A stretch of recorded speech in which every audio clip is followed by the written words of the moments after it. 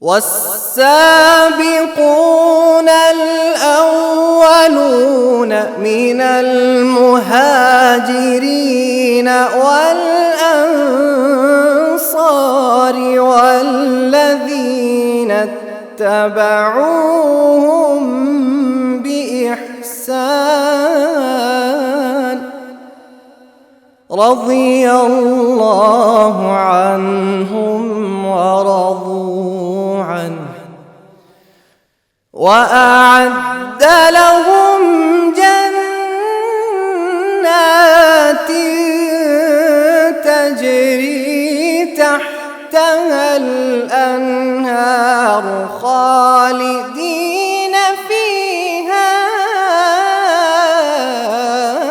أبدا ذلك الفوز